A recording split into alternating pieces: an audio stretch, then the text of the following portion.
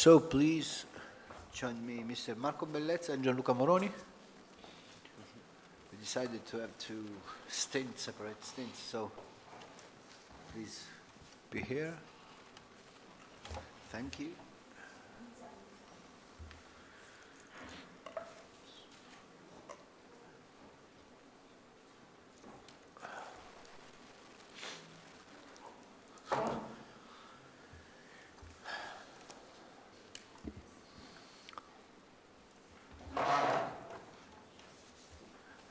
Good morning to you all. First of all, let me say a thank you to colleagues of the University of Salento for inviting me to chair this session, this panel, that looks is going to be very interesting. And so thank you to Susanna Cafaro and Stefania Ottolini and all the colleagues I don't see, but probably they have some issues. Saverio Di Benedetto, Claudia Morini. Thank you all. Just two disclaimers. The first is that I'm no COVID positive. I'm just an allergic guy, so probably there is something. We hope so. No. I'm sure of this. I know this. And the second disclaimer is that it's probably worse than the first one. I'm an international lawyer, so my approach to the issues will be the one of a lawyer and worse, and of an international lawyer, a European Union scholar, but also an international lawyer.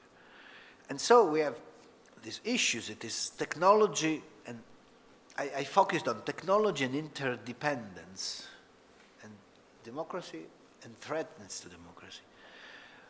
Interdependence is a very, very complex issue, I think, and as an international lawyer, I think that the most complex thing to do is that on one side, international law, international legal order has been called to govern, new technologies on a global basis because they are transnational on their basis, and as to establish general principles, so to limit domestic jurisdiction of states on these issues. But the relationship is that the relationship between international legal order and the new technology, is bilateral, I think, and this is the interdependence, because if on the one hand the former is called to regulate new technologies, on the other one, I think that new technologies imposed international law some peculiar changes. Peculiar changes on that are the result of the dissemination of information by its operators. And there is to say that it may not appear a completely new phenomenon, because I think that technological progress has always shaped legal systems, including international one, of course. One may think of the treaties concluded to regulate behavior of states in outer space, for instance, or the use of geostationary orbit, or I can go on, I don't know, civil aviation, or nuclear energy, scientific research on the high seas, and so on. But while in these cases, technical peculiarities, so to say, of the regulated objects influenced only the substantive content of international law, of law and of international law mostly, I think that new technologies, these technologies we are going to speak today, in these cases, the influence is extended not only to substantive content of rules, but even to some basic functions of the international legal order as a whole. In particular, I'm thinking to the procedures for the creation and application, both the creation and application of its rules. So, I was saying this is a disclaimer. I think that this is my approach to listen. This will be my approach to listen, because I'm going to learn a lot of things from the scholars and the people that are going to speak. So in a very let me go on. And so I ask, please, Mr. Marco Bellezza, that is the head of Italian delegation and bureau member of the Council of Europe, I think is going to speak about artificial intelligence or something like that. So please, Mr. Bellezza, the floor is yours. Thank you. Thank you very much. Good morning, everyone. 15 minutes, okay? Yeah, also less. I'm not an academic, so I will be very short. Thank you very much for this opportunity. I would like to thank and congratulate to Professor Cafaro that invited me. It's always a pleasure to come back to your hometown sometimes, especially during the weekends. It's also a very good opportunity. I think that the topic that I would like to speak today is the work that we are doing in the context of the Committee on Artificial Intelligence at the Council of Europe. That is a work that started last month under the Italian presidency of the Council of Europe. We hosted the first meeting of the committee in Rome, and the work of this committee follows the work done in the last 2 years with another committee, the CAI, that had the mandate under the Council of Ministries mandate to understand whether there are space for legally binding instruments on AI and in the relationship between the development of AI system and the work of the Council of Europe and the scope of work of the Council of Europe. The answer to this question was basically affirmative, and indeed the ministries of the Council of Europe gave the mandate to this newly established committee to start drafting a legally binding instrument on AI, and with the purpose to establish the basic principles for the application of this instrument, starting from the public sphere, the public sector, and then also on the private one. I think that this is one of the most interesting tasks that we are doing at the Council of Europe, especially in this period where there are, I would say, competitive legal systems that are working on regulation on AI. The European Commission is doing a great job on this sphere. Also, the Italian position in the negotiation for the European Commission regulation of AI is based on a human-centric approach. That is our traditional approach on this topic at European level. The regulation of that is now under discussion before the European Commission and European Union bodies will be, I would say, detailed. The Italian position is not to have a strictly detailed regulation on this topic, and the model that the European Commission is adopting in its regulation is related to the work done with GDPR. No? That is, I would say, an international legal standard on privacy in Europe and also abroad. And the same approach has been taken by the Commission in the regulation on the AI. The work that they are doing at the Council of Europe is, I would say, different, because different is the scope and also the mandate of the Council of Europe, and the main task is to understand first understand and then apply principles that can be applicable in all the different legal systems that join the Council of Europe, especially considering the very recent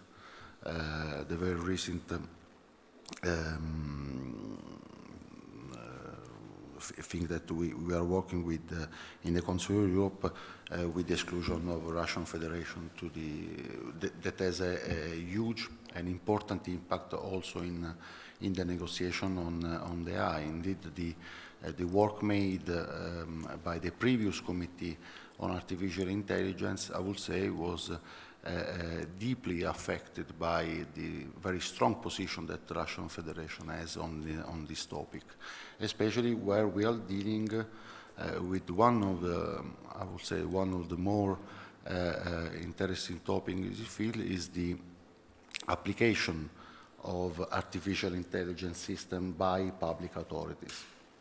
That is a topic that is a cutting-edge topic in all the legal system, also in the Italian one. We are dealing with this issue, especially in considering what are the limits and what should be the boundaries of the public use of artificial intelligence system, where you are dealing with the citizen rights and democracy and rule of law as well. Another topic that I think that could be also interesting for the today discussion is what is the approach that we should have in establishing these principles.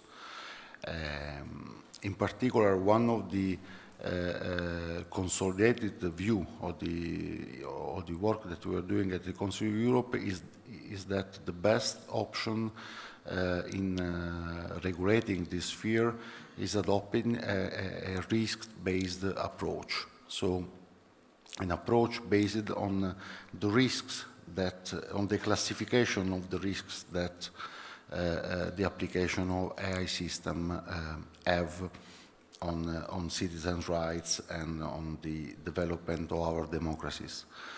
And in this, this is, I would say, a very European approach to this topic, and also differentiating the European approach from the US one and the Chinese one that are not dealing with this issue. And this is, I would say, an open question. I think that one of the most challenging topics that we should deal is on the so-called red lines in the application of artificial intelligence system. Are there applications that should be forbidden in the private sector or in the public one? For instance, can governments use artificial intelligence system for social scoring or for other applications that can deeply affect the citizens' rights? I think that this should be one of the starting questions of this on this pattern that we are doing, and also I would say also the contribution of the ideas and the discussion that we are carrying out today will be very valuable for us, and I hope that in the work that we are doing at the Council of Europe we can have the support of the academia or Professor Cafaro as well, if she wants, to also bring the position of the academia on this topic that could provide a very valuable and supportive contribution. Thank you very much.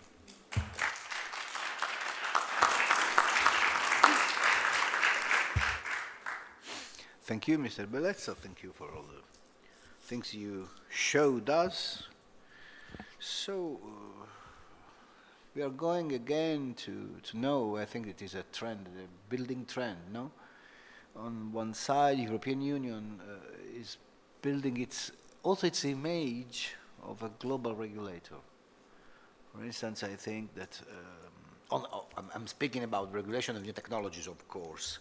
No, the very well known Brussels effect, no?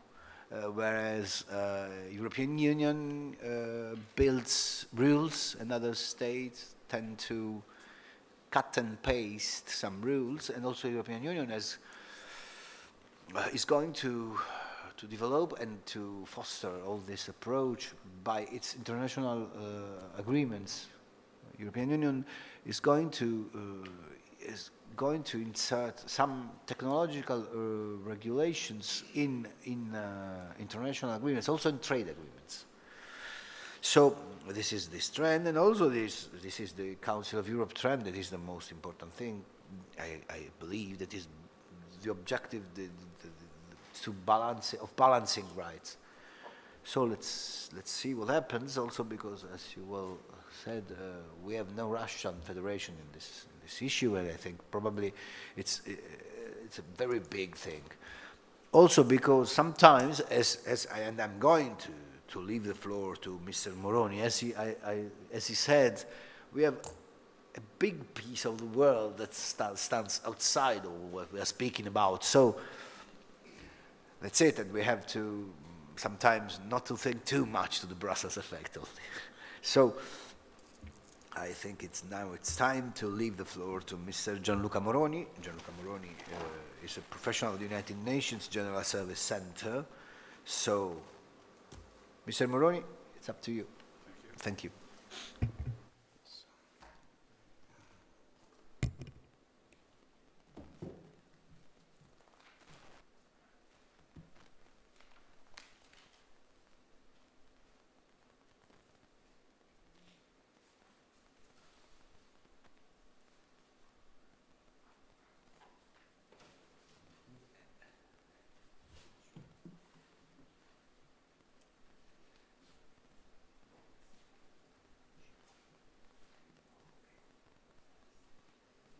Okay, good morning, everybody.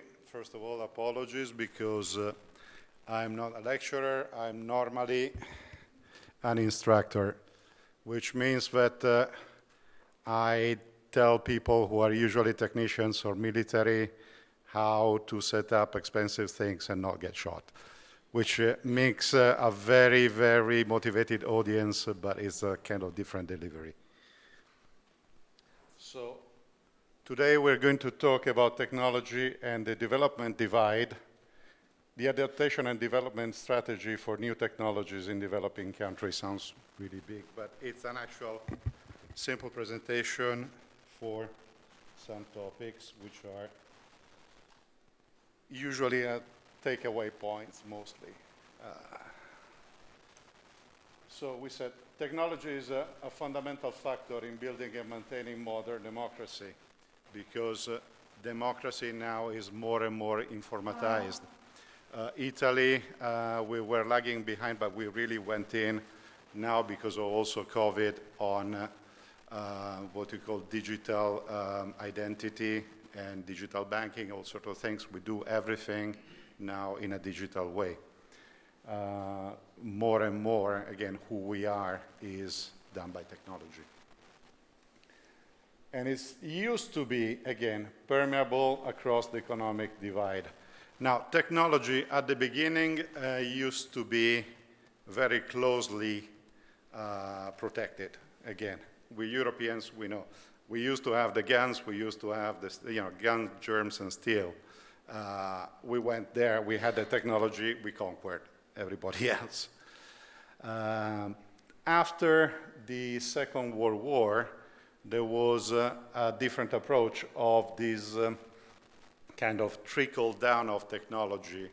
It's a bit like a train. The early adopters, which could be Europe, it could be the US, it could be even Japan, used to adopt a new technology, and then all the other nations kind of get at the next stop, and at the end of the day, developing country get the same technology. Classic example is cell phones, for example. We were the early adopters, and now you've got cell phones everywhere. But since the 2000s, technology innovation has developed following different paths that have caused a technological divide And that's where the new one is. Is systematically understated because, again, everybody is telling you, no, no, no, we are one world, we got the same technology, we don't. And it actually is very apparent to the people who operate on the ground. There are at least 4 models, but again, this is what I found. There could be many more. Okay.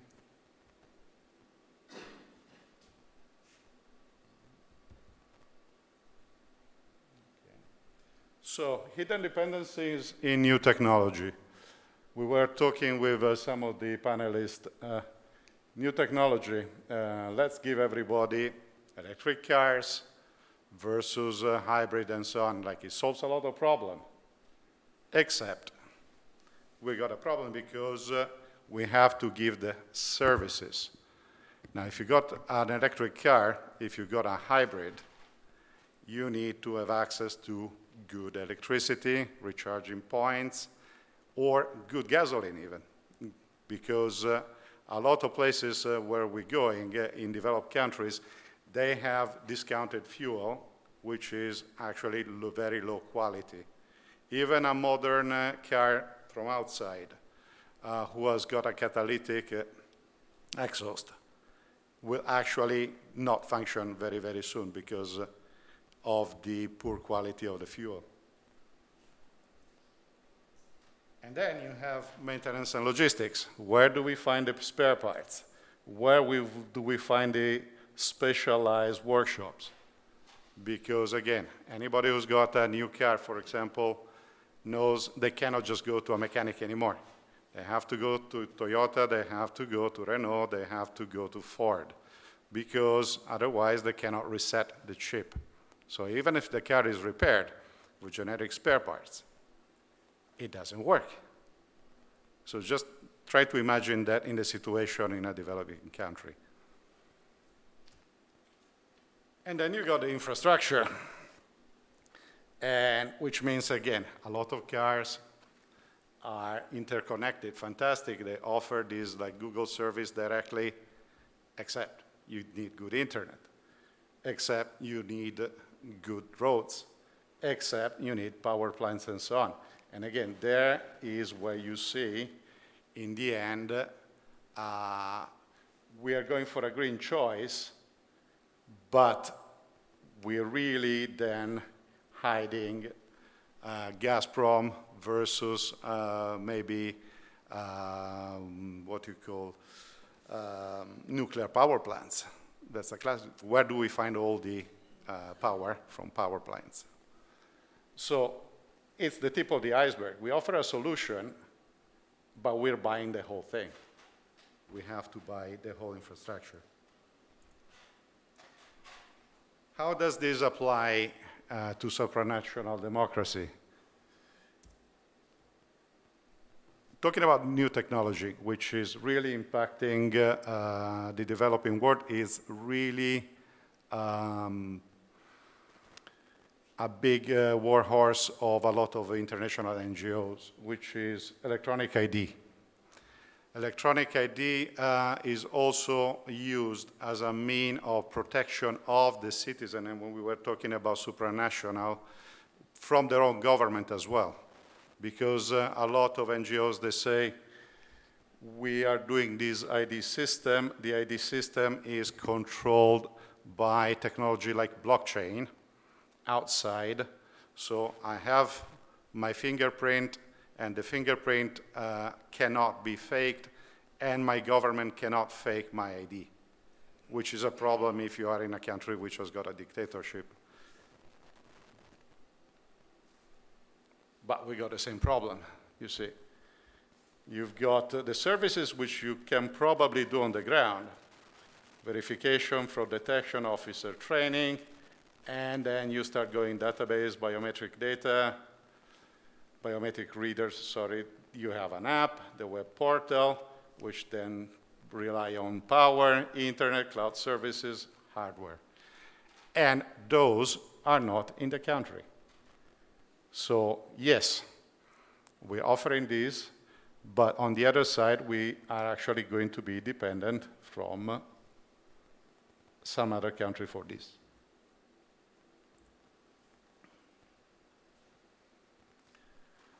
This is a very, very quick diagram of what happens when there is a new technology.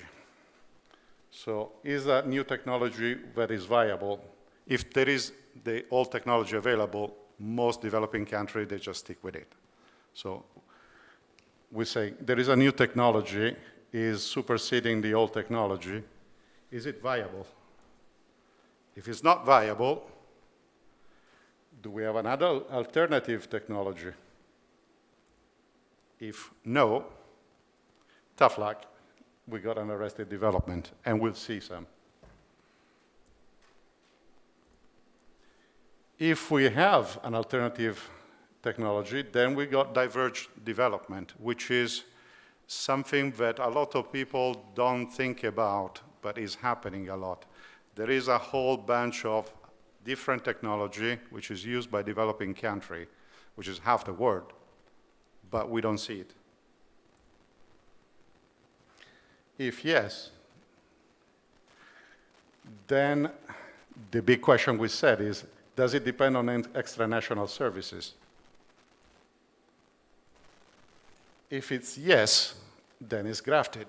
So we're just using a technology from somebody else. So we say, we got a wonderful technology. No, we got some American technology, we got some Japanese technology, which is sitting in that country.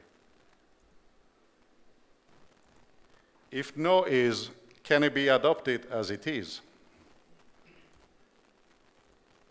Because if no, then we got a parallel development. So it's a new technology, but we use it in a different way. If we use it as is, we are talking again about cell phones. So we're just adopting a technology, we put it on the ground and adopting it.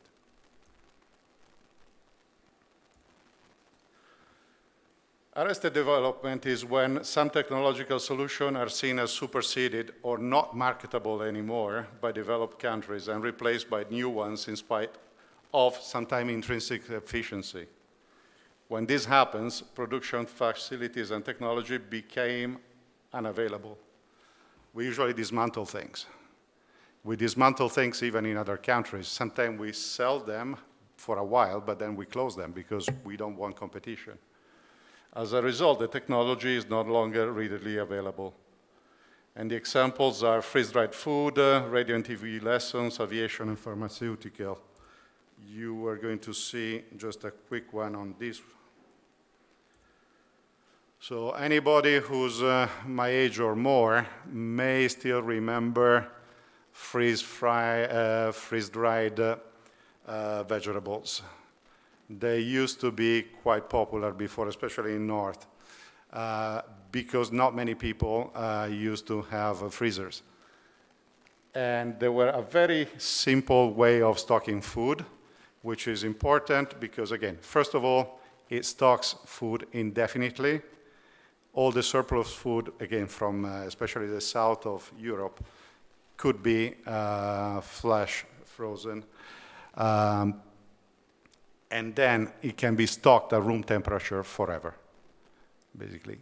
That means the stock stays there, it's safe, it has most of the nutrients. But, again, it's been superseded because, again, we have this now frozen food, which is fantastic, but, again, has got a whole iceberg of costs for transport, for maintaining the cold chain, for the house because we have to run the freezer and stuff and so on. It's just not viable in other countries, except now it only survives as basically either pet food or if anybody goes hiking, biking, and so on, as rations, and then it costs 20 euros per kilo or something like that. The other one which is interesting is radio and TV. Again, some of the Italians can see Maestro Manzi, which was a very important figure in the 60s. So we saw it with COVID. The easiest, cheapest way of getting tuition to people is by broadcast. Because that's almost for free. Everybody's got a radio, everybody's got a TV. Yes, it's not interactive. You can make it interactive afterwards. So the technology was there. We used it extensively because, again, Italy used it, Australia, the school on the air, used it a lot, and then we stopped it. And then when something like COVID happened, we went, oh, what can we do and how we can organize interactive and so on. But that would have been a baseline, except we don't do it anymore.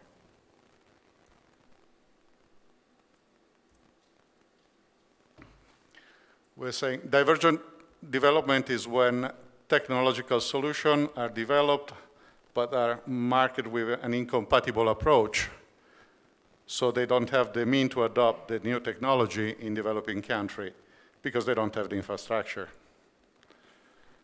What happens is there are alternative solutions which are normally supplied by the BRICS: Brazil, Russia, India, China, and South Africa. Unfortunately, again, two examples, automotive and weapons, they actually also have, apart from the purpose, adverse long-term effect, especially for the environment, because again, these people, they say, hey, you cannot get efficient stuff, I'll develop you the inefficient.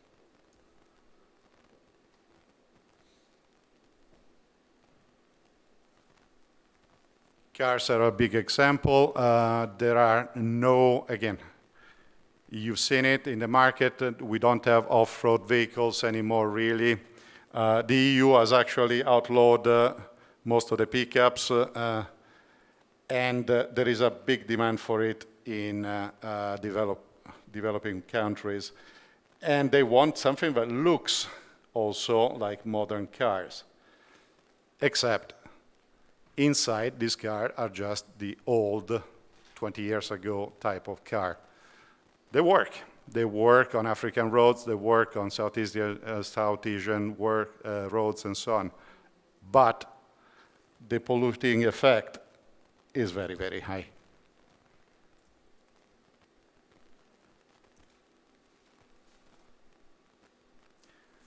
The other example is weapons, and we saw this a lot. First, if people remember the Armenia-Azerbaijan conflict just now, that was it was like Ryanair war. It was a low-cost war in which we saw a lot of this technology, and some of it you see it even in Ukraine. We're talking about, for example, drones, which are much, much cheaper, and going back to artificial intelligence. This is actually a really bad, what should be regulated use of artificial intelligence, because artificial intelligence can be used to make war crime and nobody is responsible.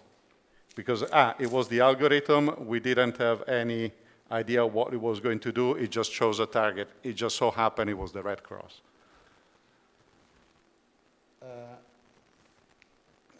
You see dual-purpose aviation, which is, this is a big thing in Africa because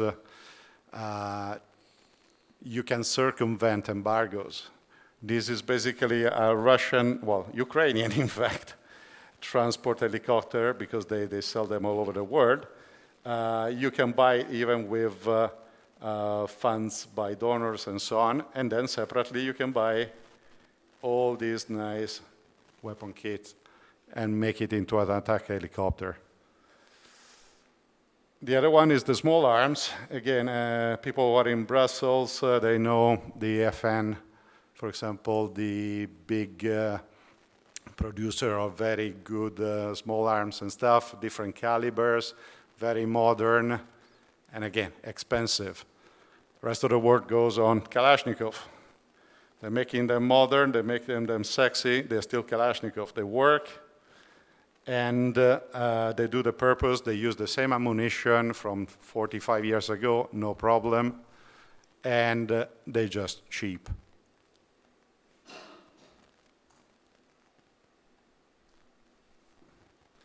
Graph development we talked about is quite easy, as in we're just implementing a solution which is a global solution, and yes, it can be implemented everywhere, but we're actually implementing something from outside.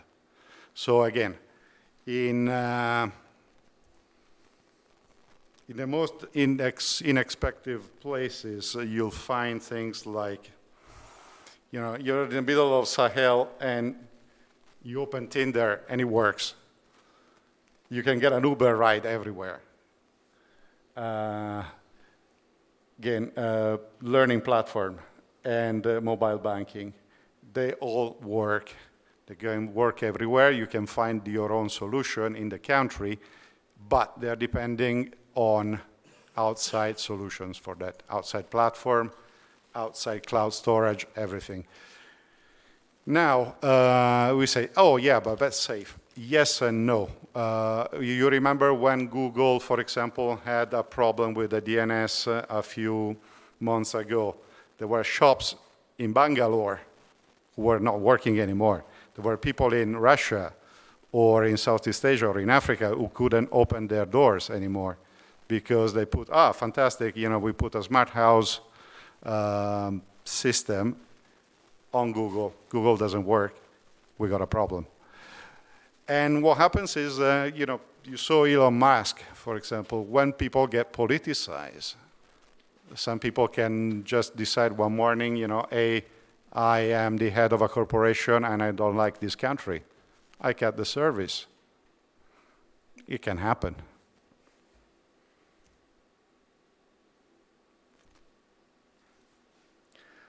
Parallel development is when new technologies are developed on the same platform, both by developed and developing country, but each is catering to their particular need and constraint. The result is a locally efficient solution, but is not readily exportable or marketable outside the region. The example here is, again, if somebody has been to South Asia or Africa, is the money transfer system. Now here is kind of a niche market, but there is the best banking system you can find, as in telephone credit, you transfer it, it's very easy, doesn't even need a smartphone, and it's on local technology. I can transfer money to anybody, everywhere, and it's actually money because, again, even the small village shop will accept that. And for a fee, they even actually convert it into paper money. So that's very, very efficient, is local. Does it work here? Not really, because we prefer our own mobile banking, which is accepted everywhere. The other one you see downstairs instead is a different use. Again, in Puglia here, we have a lot of solar panels, but using them is not so simple. We have to have a contract with the power company. We cannot just use the energy as it is. Also, our house normally has different power consumption levels. So in developing countries, instead, they sell these kits. Now, this is fantastic because this covers all the basic needs, and it can be put anywhere. As you see, it's simple. It gives you already a kit with the lights. It gets the inverter. It gets you a TV and a fan. So basic needs are covered. But again, this is not the type of technology we can use here.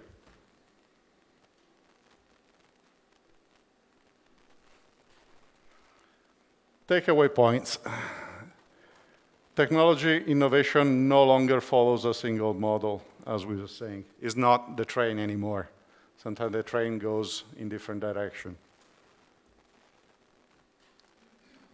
New technology solutions always have hidden underlying dependencies. That's the big thing, the iceberg. We think we're buying something, or we think we can adopt something in the country. Do we think about everything which goes behind it? new technology is increasingly not readily exportable to different infrastructure scenarios. This is happening a lot. And now there are multiple technical adoption and development models. And each one, again, I'm not saying one is better than the other. They have their cost benefit. Thank you.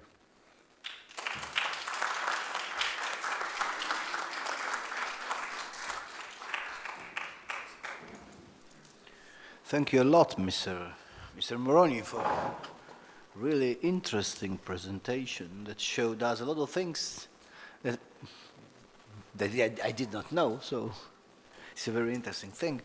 I would love to ask you a lot of things, but please let me ask at least two things. The first one is when you were speaking about divergent approach, the divergent development, no? You said there are some different ways to apply artificial intelligence in weapons, and you were speaking about drones, no?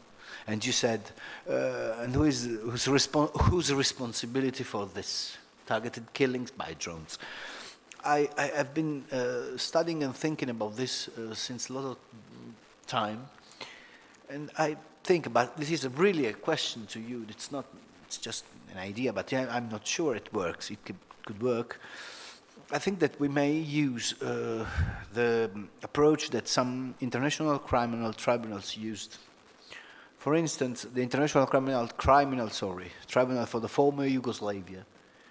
This is the approach of the chain of commands, no?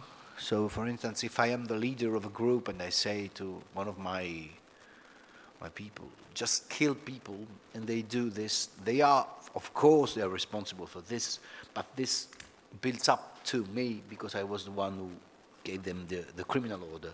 So, first question, don't you think a legal approach of this may build in order to construct responsibility of the people of the structure who built the drone, or, for instance, of the government who used the drone? The first one is this.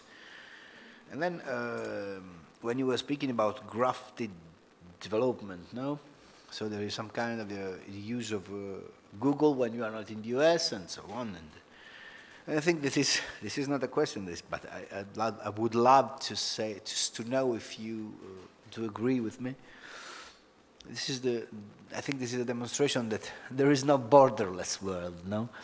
I mean, a lot of people said, okay, the internet is borderless, so it's very difficult to regulate it because there are no states, I do not think this. I think that there is one issue, for instance, with a joke, there is no cloud. It's just someone else's computer, no?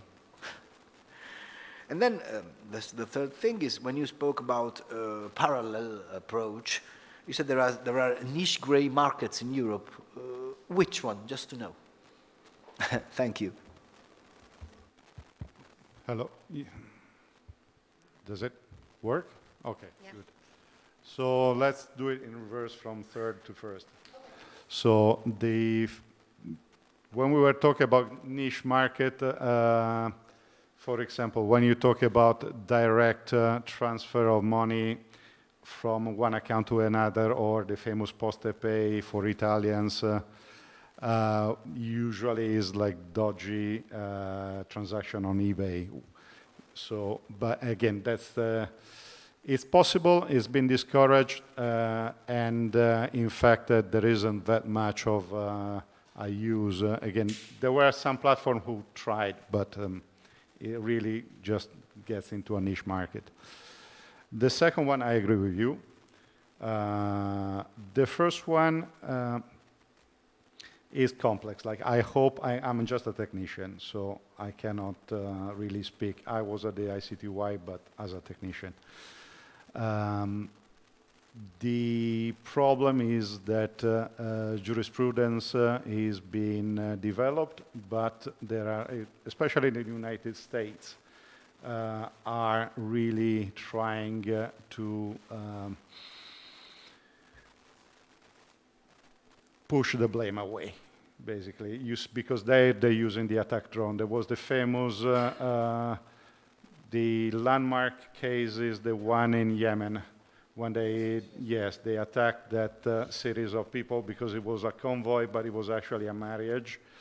And then they say, again, but the decision was autonomous, but there was no chain of command because there were actually civilian people who are actually, again, drone pilots and drone commissioners and stuff. And so now they're all civilians, were not under military command.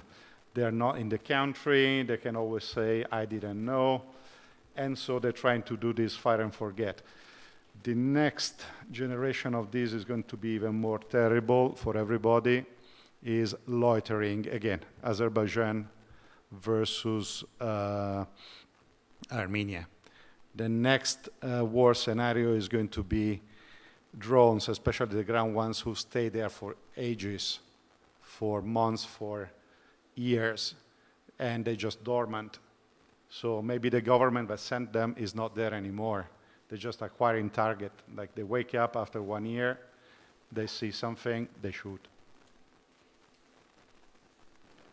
Thank you a lot, very interesting. Now we have Professoressa Susanna Caffaro. A remote intervention by Aston McKay, a World Federalist Movement. My name is Aston McKay, and I'm the Let's president see if it works.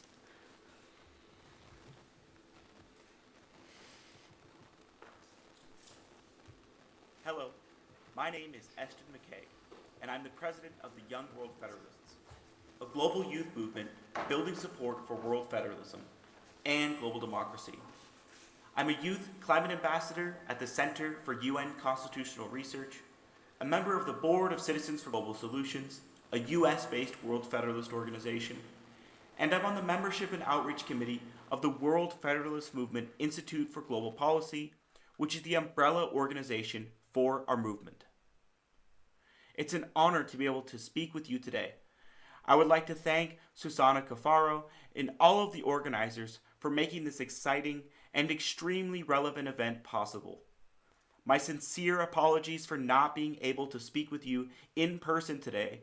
However, I hope this short video provides a basic introduction to the work of the Young World Federalists and how this relates to technology and threats to democracy. The Young World Federalists are a global movement fighting to give humanity a voice. We envision a sustainable, just, and peaceful world through a democratic world federation, a world run by humanity for humanity, providing equal opportunity to all on a thriving planet. We were founded in 2019 by two young people, one from the US and the other from Australia, who were interested in world federalism but had trouble engaging with the movement online. Since then, we have become one of the fastest growing members of our movement, with several large online communities, local chapters around the world, and hundreds of volunteers. Our biggest event is the annual Week for World Parliament, which we are fundraising for to bring young global citizens together in 3 major cities around the world to learn about global democracy, gain skills for the future, and show their support for the cause. In our online communities, we have teams of volunteer moderators who encourage productive and appropriate conversation. Community members often suggest poll questions that we select and ask of the community. These serve to spark conversation on a topic and provide a record of how the community feels about issues. We ask about 2 to 3 polls a day. Additionally, we have exclusive channels for our newsletter subscribers, volunteers, and paid members, which serve specialized functions for each group. While our supporters mostly come from the EU and US, we do have members from around the world, which is critical for a global movement, but also inherent to building an online community. From our work growing and in maintaining online communities, we have specialized in cross-cultural digital communication and decision-making. This process piqued our interest in the topic, and we became founding members of the Global Democracy Initiative, a consortium of organizations committed to building tools for participatory global democracy. With the initiative, we've discovered that similar to the political movement to unite the world, there is a burgeoning market of decision-making, voting, and digital democracy tools. This innovative industry has the power to build tools capable of synthesizing the decisions and values of every human being on Earth, drafting a global social contract, addressing the democratic deficit in geopolitics, and getting buy-in from humanity are all possible and within reach with these tools. This small industry of software developers, designers, and political scientists is committed to revolutionizing the way humans solve problems. With incubation and coordination, this industry could be mobilized toward a common democracy platform. Aggregating resources and talent could draw institutionalized funding and the public's attention. The ultimate goal is to encourage governments to listen to the decisions and ideas from the global demos and to implement them in line with a new multilateral order. As we carve out transnational digital democratic spaces, we must remain aware of the risk of digital colonialism. The analogy of data extraction from the global south is all too similar to the commodity extraction of the colonial era. People must have power over how their data is used and shared. Identity protection is a paramount necessity for any digital democracy platform. In general, we need a new multilateralism. We must move beyond the status quo and ask ourselves what is needed for the survival of the next generations of humanity. We must be bold and prepare ourselves for the 2023 UN Summit for the Future, where we have the chance to push the cause of human rights and global sustainability forward. Lastly, I am happy to share that our friends at One World are publishing a video lecture series on the need for a radical reorganization of the world system. It is called the Global Democracy and Justice Lecture Series and will be published on YouTube soon. Susanna should have received a flyer with more information about these videos and how to access them. Once again, I thank you all so much for your time. If you are interested in learning more about the Young World Federalists, then check out our website at ywf.world. Thank you.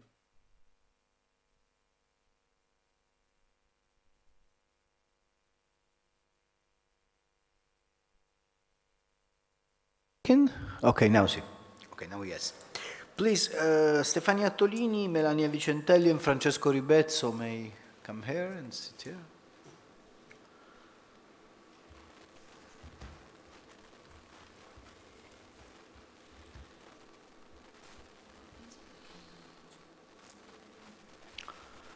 Okay, so let's, please, now let's leave the floor to Stefania Tolini. She holds a PhD in European Union law. She works with University of Salento, and she's also a lawyer. She's from Brindisi. Stefania, the floor is yours. Thank you, Professor, and good morning to all of you. And thanks to Susanna for this great opportunity for debate and discussion. Today I will talk about the blockchain technology and the different functions it could have other than the typical one linked to the cryptocurrencies circulation. And I will examine the connection between the use of new technologies and the future perspectives of democracy, trying to underline benefits and disadvantages of this interaction. In particular, I will try to answer the following questions. The first one is what is the connection between blockchain and technology, and democracy. And the second one is how blockchain could have a role in shifting citizens' democratic participation.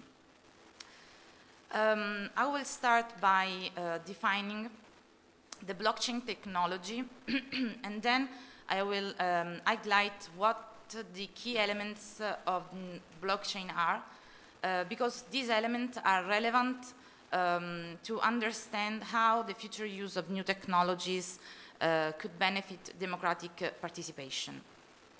Blockchain is one of the so-called distributed ledger technologies, and these are technological infrastructures and protocols, decentralized and peer-to-peer digital systems for recording transactions between parties in multiple places at the same time.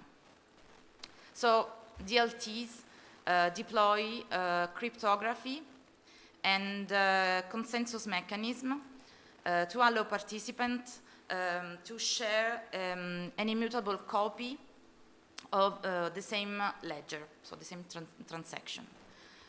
So the interesting part is that unlike traditional databases, DLTs have no central data store or administration, but it works as a peer-to-peer network where each participant can validate, each node participant means participant, can participate, communicate with the others, with the other participant. Among the different DLTs, we have the well-known blockchain, and which is the most famous one, thanks to the introduction of the blockchain, the Bitcoin protocol by Satoshi Nakamoto in 2014. The main characteristics of blockchain are, which are also relevant for the discussion today, are that it allows anonymity through the pseudonymization, thanks to the use of asymmetric cryptography. So, which is a technique founded on the creation of two different unique and non-replicable keys, one private and one public. And the mechanism that the public one is created by an algorithm starting from the first one, but in a way that it's impossible to recognize the private one starting from on the basis of the public one. Another important element of the blockchain is the hash technique that makes it possible to prove that the transaction is authentic, but at the same time protecting and guaranteeing that some data remains private, remains secret. So it also has the merit of giving each transaction a unique identification through a combination of numbers that makes every transaction possible to third parties because of their immutability and incorruptibility once they have been validated on the network and added to a single block of the chain. It is also a system that allows the growth of the new concept of trust. I may say an horizontal trust, founded on disintermediation and a peer-to-peer network in which every computer called node, can validate transactions and get a copy of the blockchain and of all the transactions, which make it impossible to only one node to change, to modify the chain unilaterally. We can have two different kind of blockchain, and the most famous ones are the permissionless, so the very public blockchains, and the permissioned blockchain, where there are rules identifying who can participate to the blockchain and even who can complete transactions. So, summarizing all the technical features, we can say that blockchain are a remarkably transparent and decentralized way of recording a list of transactions. In order to better understand the social and economic impact of the blockchain, might we contextualize its development and interpret it as a result of different social, economical, political needs that were existing at the moment when blockchain appeared. There are indeed scholars who link the origin of the blockchain back to 2008, same year of the big financial crisis, which involved the entire centralized financial system, but also the same year of the first revelations concerning the risk to privacy due to suspect mass surveillance. So these circumstances made it possible to particular philosophical and political movement to rise advocating for the creation of systems founded on different sources of decentralized trust and powers, which can be organized clearly independently from a third centralized authority at the end of financial and decision-making processes. In the same way, the need for a more developed protection of private life had never been so important as after the scandal of the Mr. Snowden revelations. So the blockchain system can be consequently considered as the sum of all these issues combined. Furthermore, even if the blockchain infrastructure has been created and most employed for the Bitcoin currency, which can justify the absence of mondial or universal regulation about the blockchain, because it's about currency and money, so it's a national issue, typical national issue. The blockchain has been found to be adaptable to different purposes. So, most important, the blockchain is expression of a cultural revolution, in my opinion. In fact, a part of the idea of the blockchain rests on an absolute rejection of the institutions, in the meaning of a centralized authority, and on the absolute predilection to be given to the individual will and to the network trust. So we can find this kind of organization also in relation to, we spoke about this topic, in relation to the environmental sector, where the examples, for example, networks are in charge of making decisions on how to optimize the resources like water or air, air, and define the rules for who and how they might have access to and use that resources. This has known as a participatory monitoring programs, so networks, peer-to-peer networks for deciding on environmental issues. Now, in order to answer to the initial questions, when I reflected on these themes, on these issues, I also made a connection between this shifting paradigm, of growing peer-to-peer networks and so the growing of these peer-to-peer networks ambitions into aimed at substituting the existing power balances, and the equally growing instances for deeper and more constant participation of citizens. So in this context, one phenomenon caught my attention: the movement that advocates for a so-called liquid democracy, which combines direct democracy with the delegate system, and the purpose of which is to liquefy the rigid structures of representative democracy. So, namely, liquid democracy, on one hand, is in contrast with the direct democracy, where participants are required to personally vote on all issues. And on the other hand, it is in contrast with representative democracy, where citizens vote for representatives once in a certain election cycle and never worry about voting anymore. So I will analyze the relationship between blockchain and democracy from two different perspectives. Firstly, I think that it is important to analyze the relationship between the blockchain technology and the artificial intelligence. and their possible role in changing democratic models and approaches in the year to come.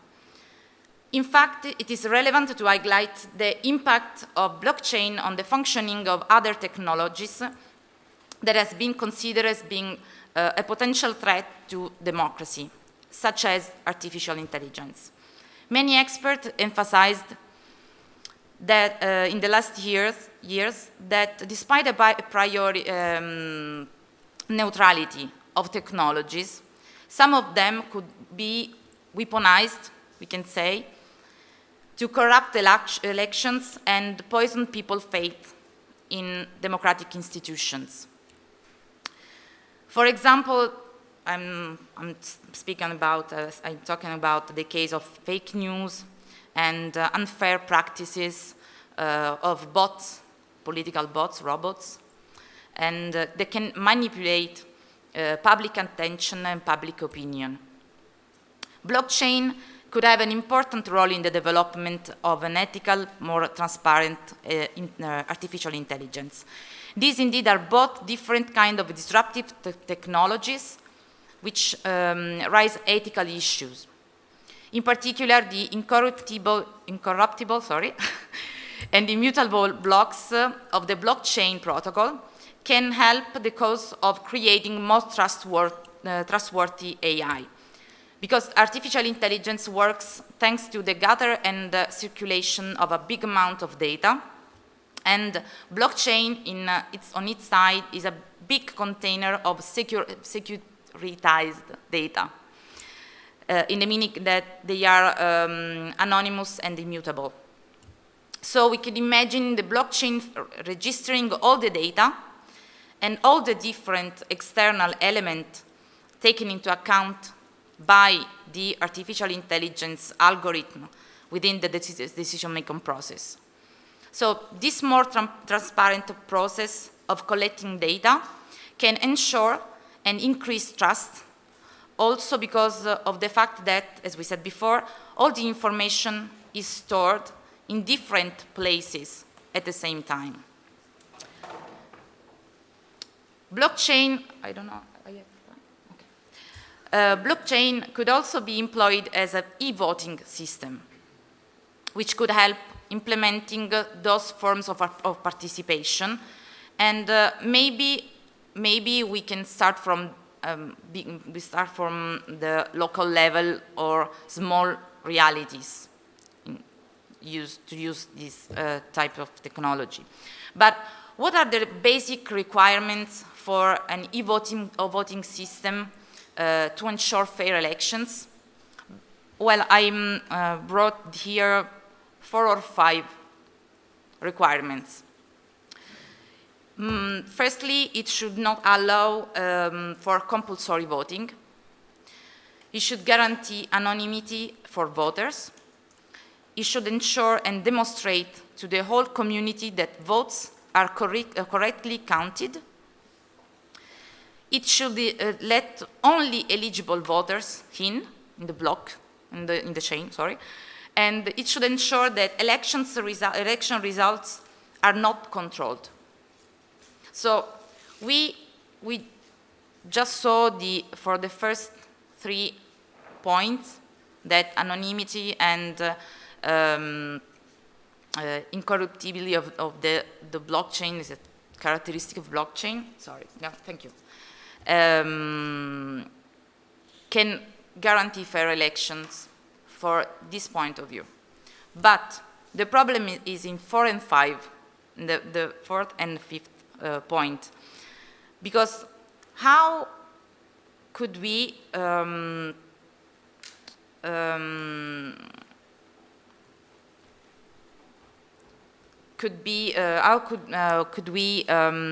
ensure fair elections without an authority at the head of the voting system? I'm talking about the registration of citizens, and without an authority system in charge of the identification of voters without reveal their identities. So there are some experts who proposed the provision of voting rights, like tokens. It's the function of the blockchain is one token, and once you use it, the wallet, the personal wallet, gives a 0. So we propose the provision of voting rights, like tokens, but I don't see how it could solve the problem of the identification. Anyway, blockchain e-voting project is still an early development, but I think that it could help deliver a more participatory and bottom-up social structure by offering a relatively cheap and secure e-voting system. But it's also clearly a cultural issue. Thank you.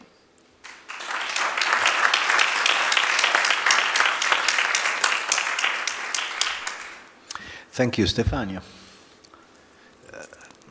A lot of things, no? First of all, I think that Stefania reminded us all, a thing that we all know, but it's very important, there is much more than privacy. So there is, because everybody, how they say, no?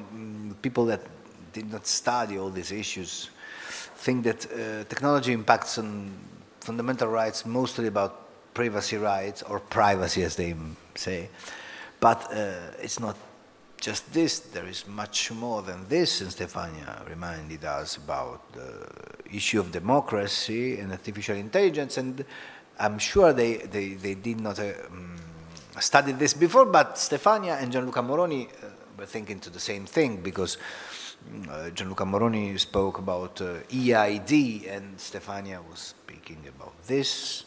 And Stefania also reminded us the role of private operators, and probably they are getting into a quasi-governmental role. So this is another issue that impacts on democracy.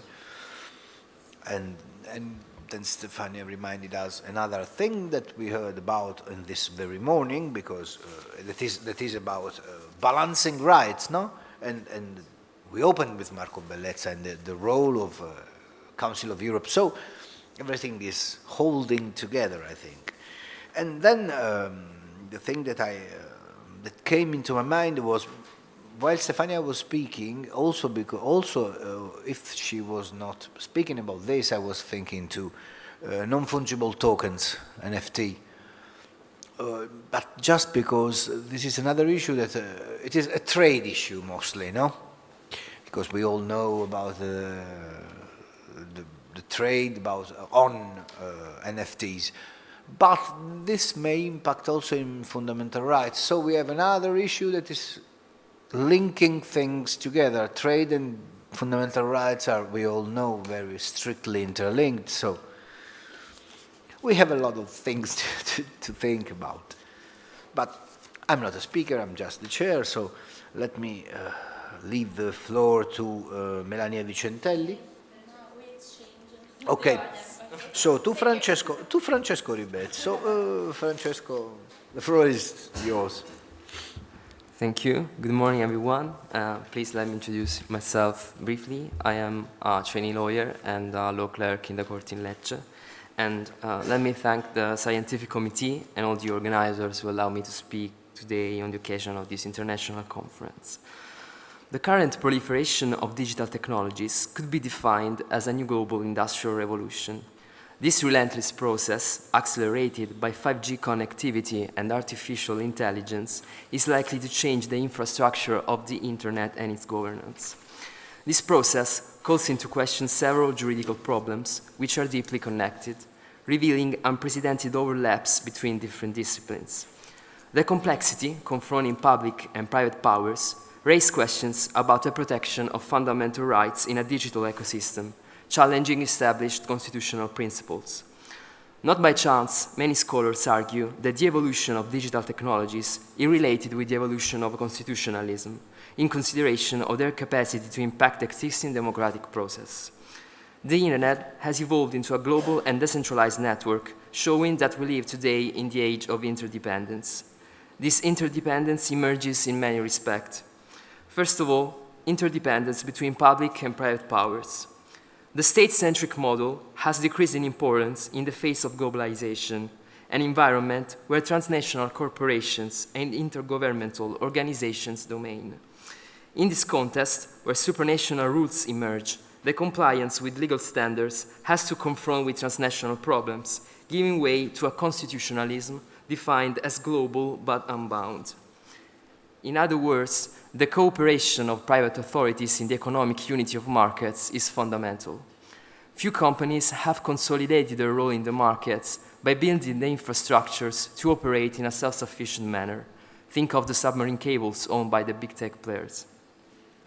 At the same time, the cloud of online platforms has become remarkable. Many business models have been built on the ability to profile consumers and then use their profile to target them for commercial purposes.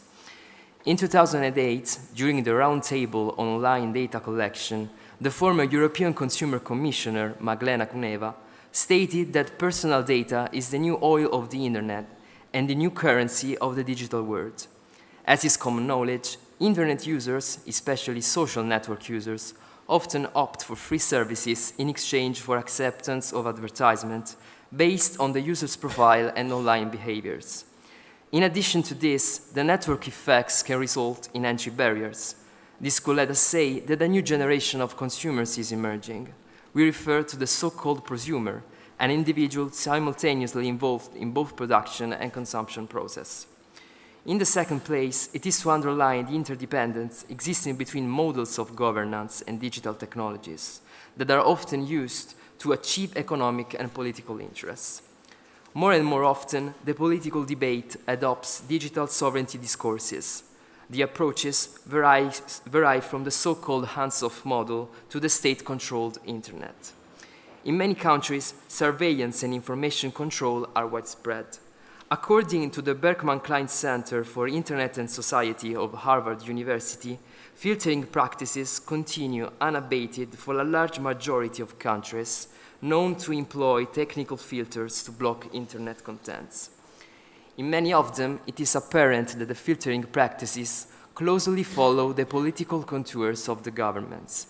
This has resulted in blocking of certain online services or monitoring of data. This practice is based on the idea of usage of network architecture and technical standards as an expression of sovereignty. At this regard, it is important to recall a 2011 proposal made to the United Nations Secretary General for an international code of conduct for information security by the representatives of some eastern states. This document aims to prevent other countries from using their critical infrastructures, preventing possible menaces to the claimed right to independent control of information and communication technologies. Another remarkable form of interdependence exists today between corporations operating in the digital market, such as social media platforms, and consumers. The internet has always been perceived as a fundamental means to foster fundamental rights and freedoms. Undoubtedly, digital platforms have produced many social benefits and opportunities for free expression and social innovation. Nevertheless, recently, concerns have grown around their dominance in the market, with risks rising of monopoly power and the subsequent impact on the consumer's life and behaviors. With the Digital Strategy Communication in February 2020, the European Commission announced the proposal of a Digital Services Act package, would include one pillar aiming at achieving a fair and competitive economy. This ambitious program is now enshrined in the proposal for a Digital Markets Act. The objective is to regulate online platforms by introducing ex-ante regulation, ensuring that markets where big platforms act as digital gatekeepers remain fair and competitive. The European Union proposes another vision of digital sovereignty, which focuses on the European social model. There is also a growing interdependence between offline and online identity, marked by the interest for the so-called metaverse. In the internet, individuals express their personal identity and find a virtual space where it is possible to connect and to exercise their freedom of expression. Nevertheless, the free speech and the free marketplace of ideas principles are today exposed to the negative consequences deriving from the usage of algorithms and profile techniques. Starting from the proposal of an Internet Bill of Rights Today, more and more scholars ask for the introduction of a digital human rights framework. In the Europe threatened by a violent war, it is evident the importance of a scientific debate on the fake news, which have important implications on the stability of political regimes. Constitutional states, and more in general, democracies, are based on the principle of trust. Yet, we are witnessing the formation of a bubble democracy. The network information economy is more and more often in the hands of social network platforms, acting as information gatekeepers. This speech intends to provide interdisciplinary solution to complex problems by underlining the necessity of a paradigm switch under the following aspects. Competition law solely cannot address systematic problems. It is not possible to renounce to ex-ante regulatory rules for gatekeepers in online platform markets. For this reason, it is necessary to strengthen the connection between privacy regulation and consumer protection. Private enforcement, together with a strong and effective intervention of European Union regulation, can result in a fair market and eventually in a change of business models attentive to the instances of the users. Prompting a change in the business models means to protect democracy and to foster innovation. Thank you very much for your attention.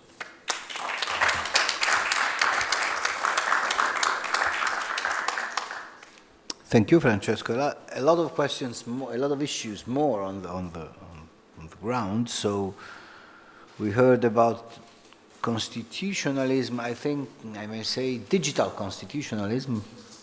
And this is I think one of the greatest issues, because we have two different approaches on the different sides of the Atlantic, for instance. And we have to keep this very, very clear in mind.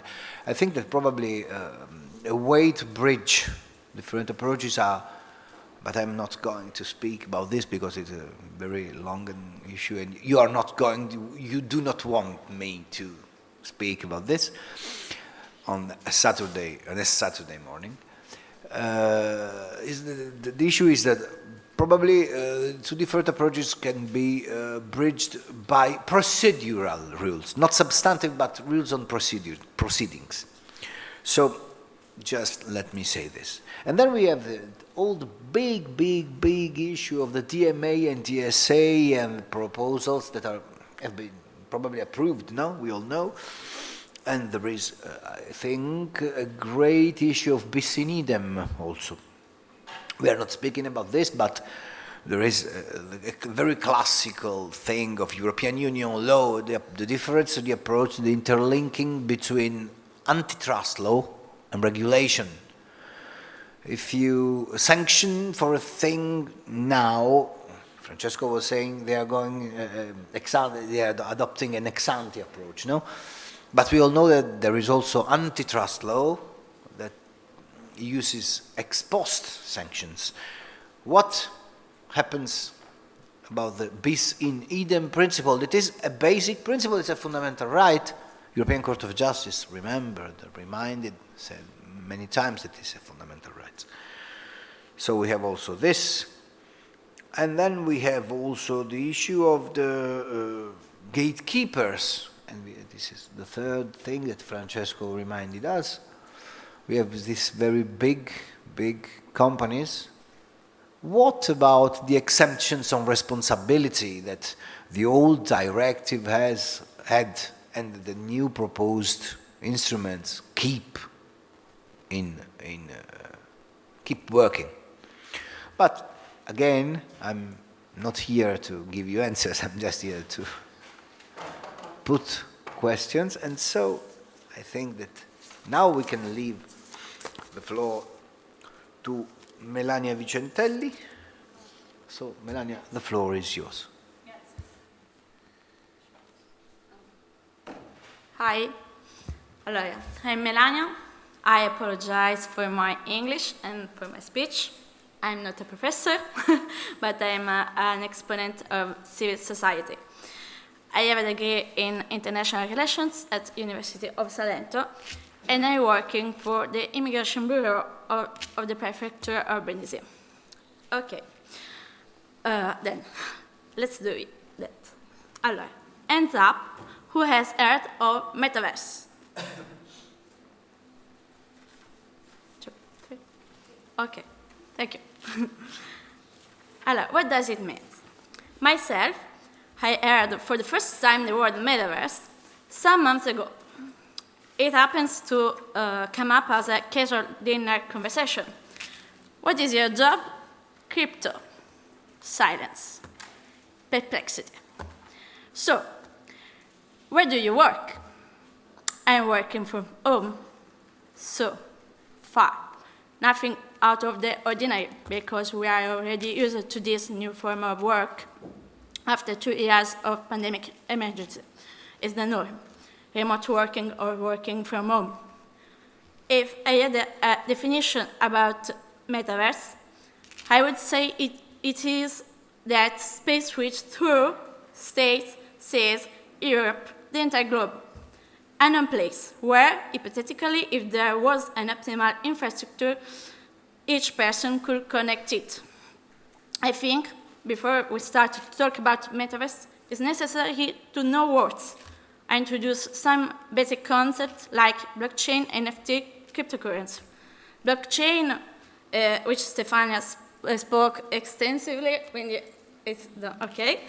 NFT, not fungible token, a unique digital identifier that cannot be copied, substituted, or subdivided. That is recorded in the blockchain and that it used to certify authenticity and ownership as of a specific digital asset and specific rights relating to it. Stephen Humphrey said NFT are certificates of ownership of a unique digital item such as a video, recording, or a cyber artwork. These digital receipts reside on the blockchain.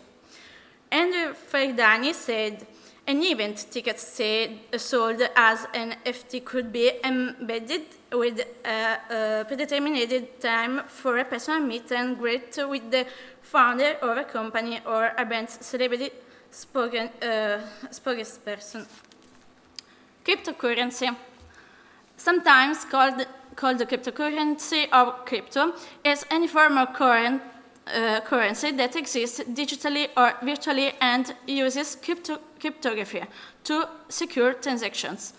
Cryptocurrencies don't have a central issuing or regulating authority, instead using a decentralized system to record the transactions and issue new units. Cryptocurrency is a digital payment system that doesn't rely on banks to verify transactions. It's a peer-to-peer system that can enable anyone, anywhere to send and receive payments, instead of being physical money carried around and exchanged in the real world. Cryptocurrency payments exist purely as digital entries to an online database describing specific transactions. When you transfer cryptocurrency funds, the transactions are recorded in a public ledger. Cryptocurrency is stored in digital wallets. Cryptocurrency received its name because it uses encryption to verify transactions. This means advanced coding is involved in storing and transmitting cryptocurrency data between wallets and two public ledgers. The aim of encryption is to provide security and safety. The first cryptocurrency was Bitcoin, which was founded in 2009 and remains the best known today.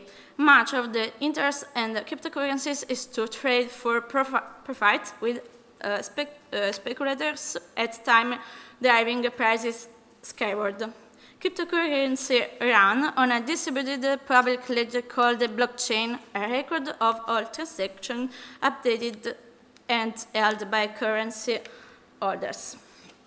And there are thousands of cryptocurrencies. Some of the best known include Bitcoin, Ethereum, Litecoin, Ripple. Non-Bitcoin cryptocurrencies are collectively known as altcoins to distinguish them from the original.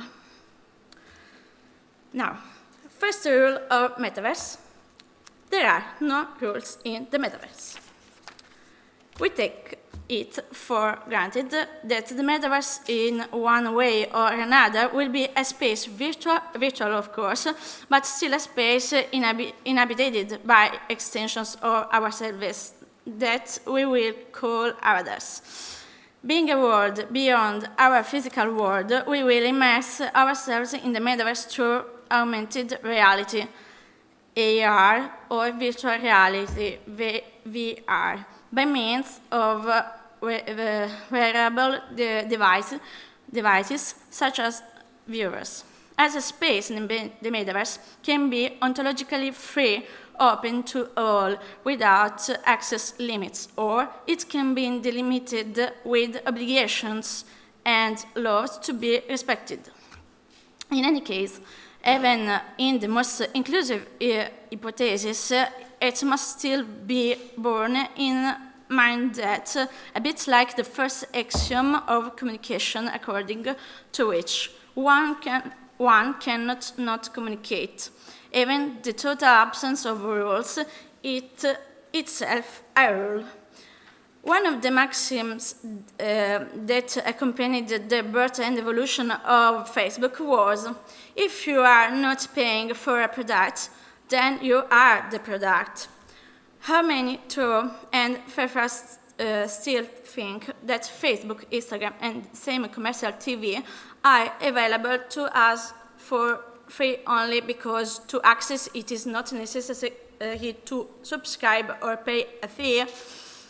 Awareness of the logic that fits a multimedia system is a fundamental aspect to only in business context, customer journey, full marketing, user profiling, but in general for the full development of democratic life, of participation in res publica, and the correct interpretation, processing, and dissemination of what we eat every day.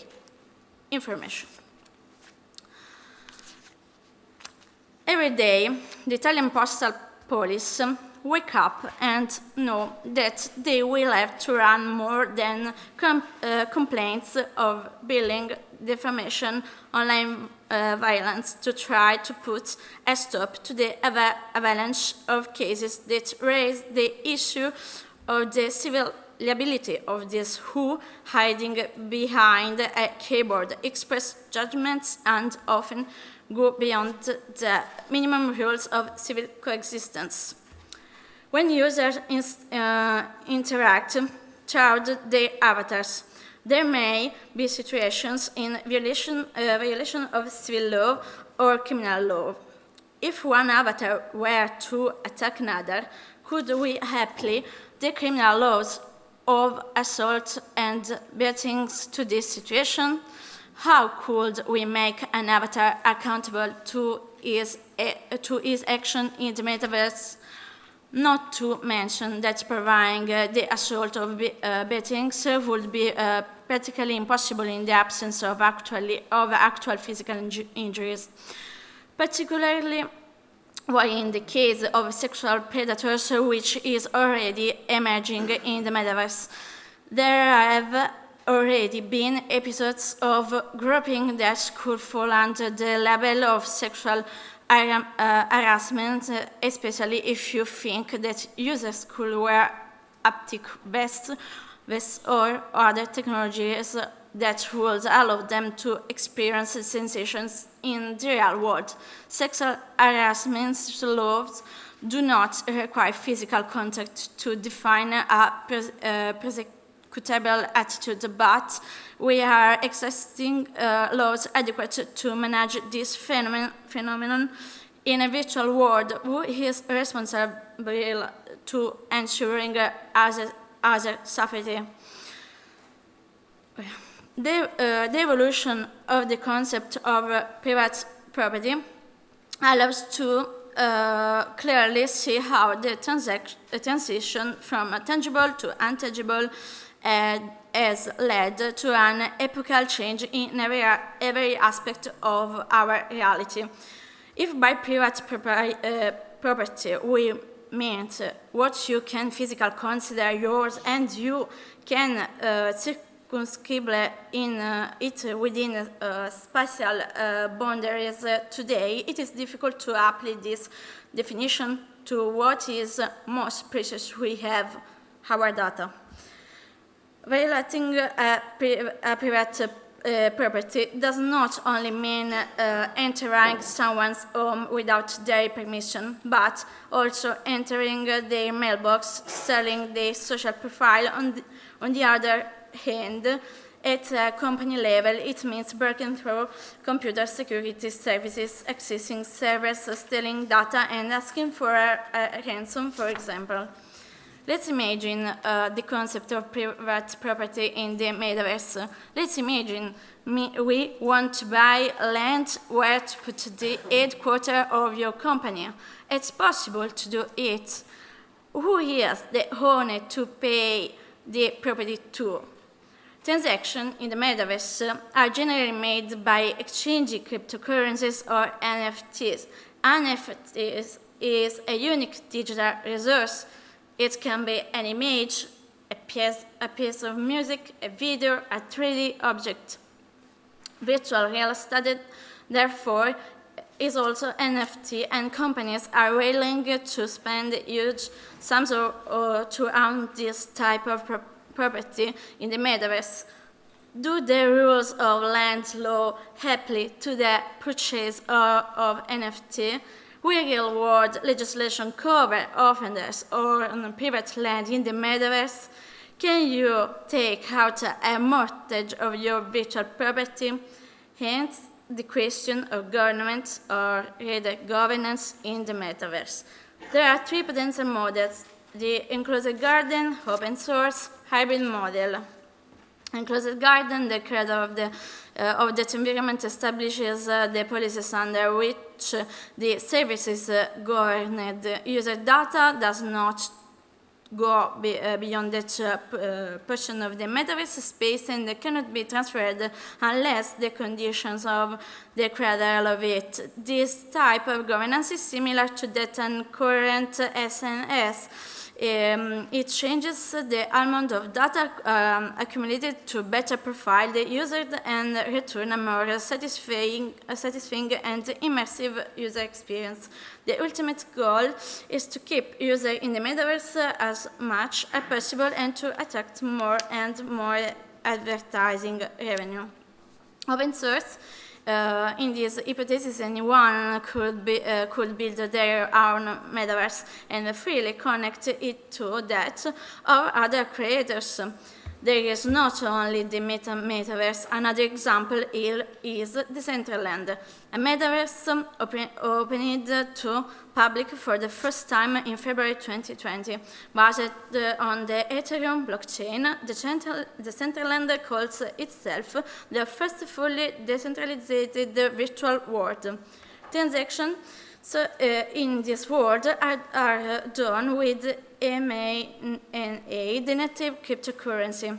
This model is very similar to the notion of open web in digital publishing, where access is not limited. The standards for publication are minimal and data can move freely between metaverses.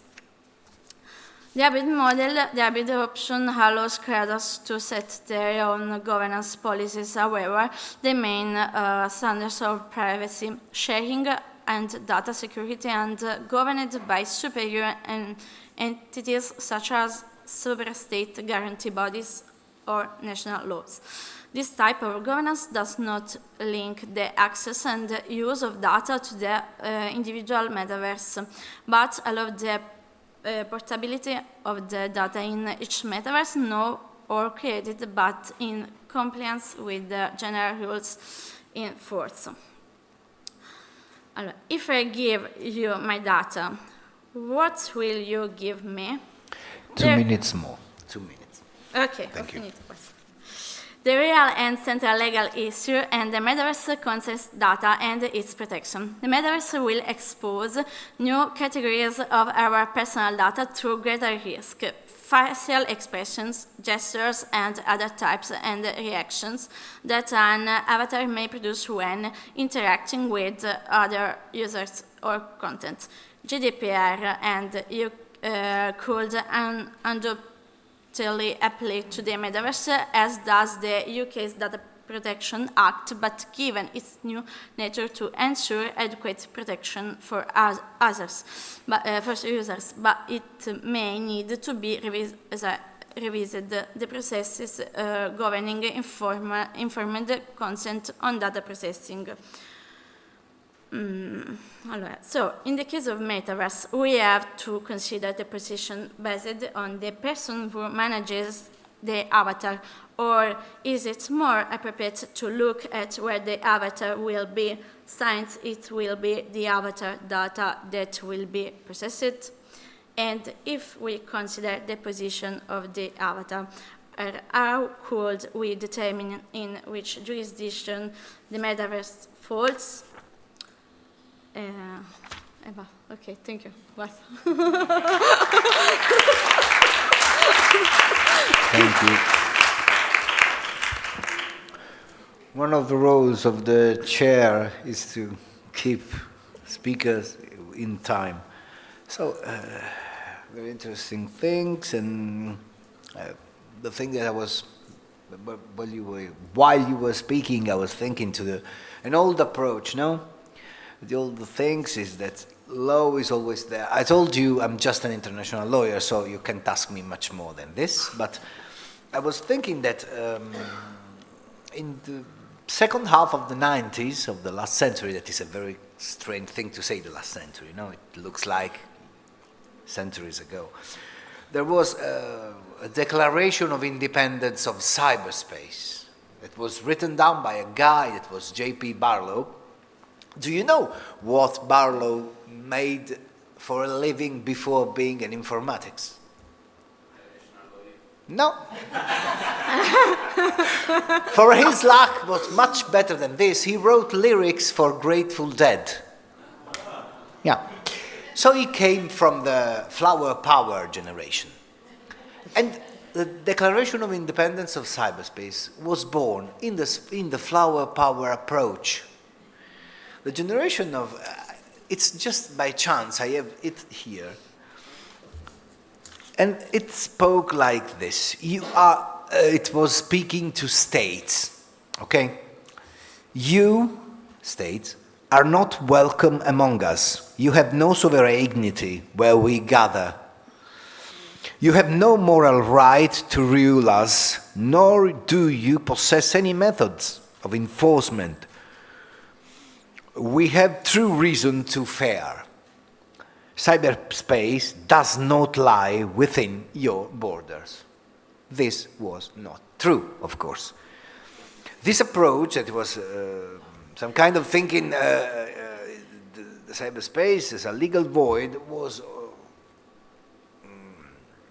passed on by an approach that is very interesting. I think it is by Lawrence Lessig, who wrote a great book. It is called, it's the second edition. I think it's called Code 2.0, something like that.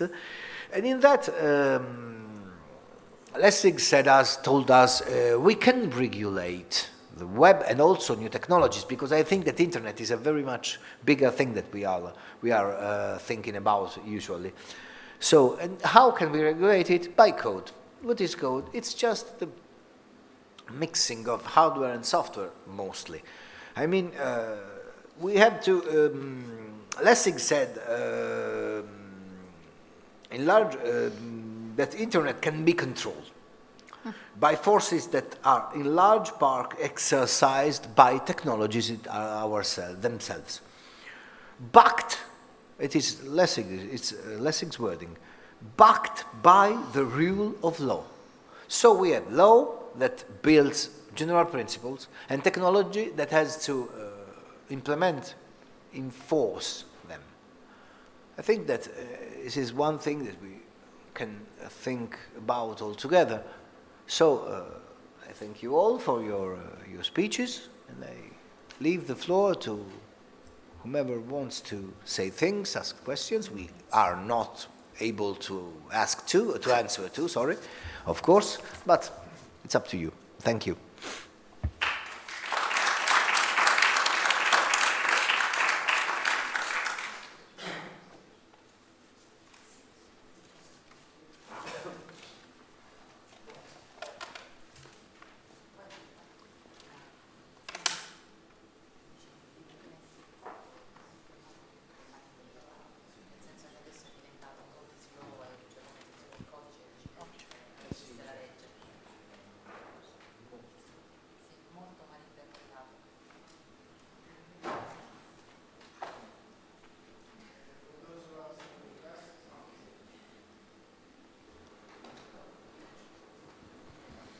Morning.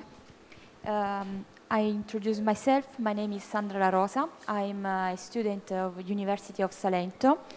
Actually, I'm involved in the science.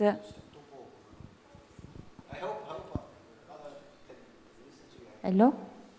Okay. I repeat. I introduce myself. My name is Sandra La Rosa, and I'm a student of University of Salento. Actually, I'm involved in the Science for International Cooperation Master's Degree course. I have a question for Dr. Marconi. How can we reduce the gap between countries if technology evolves so fast? I know it's a big question, but The answer is I don't know. It's I don't know if it's even possible because again the gap is widening. Really, I don't know. maybe a solution could be searching way to adapt all technology and try to reuse, because in my mind I think that there is also a pollution problem related to the evolution of technology, for the old technology.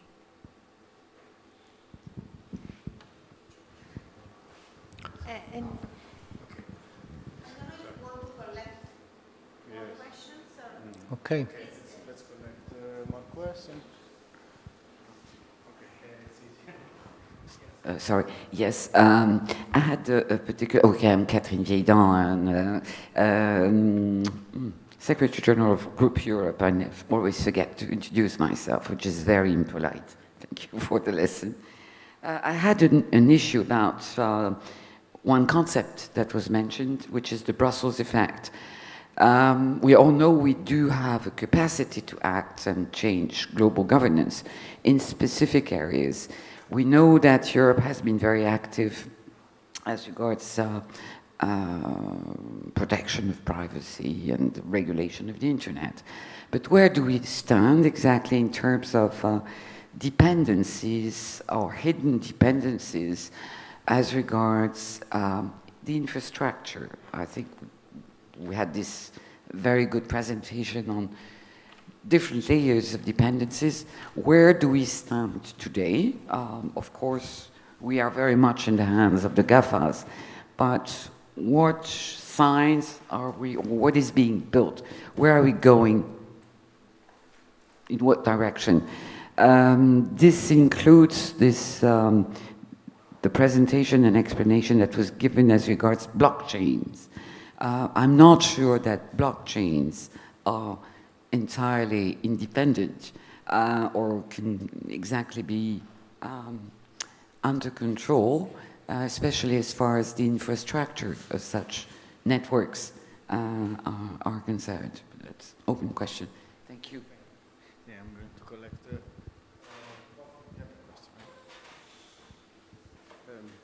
Also, since we are now targeting Mr. Moroni, if you don't mind, thank you very much for being very concrete with examples of the car industry. And I want to focus here with a short question on the car industry. It's interesting if you look into the history of the car. There was the electric car. Technology was available, but among other things, apparently it didn't have the sound of a Ferrari or a Porsche, and that made a difference. That brings me to the question how far the market is important. You didn't mention at all the market. The consumer reaction to a product. I think this is very important, even if it develops in Japan or in Africa, whatever, the product has to be accepted by the market. And there are even emotional issues involved here, as we see with the electric car. Now we publicly subsidize electric cars, but they were available early on already because the market did not accept it at the time. It was not developed, unfortunately.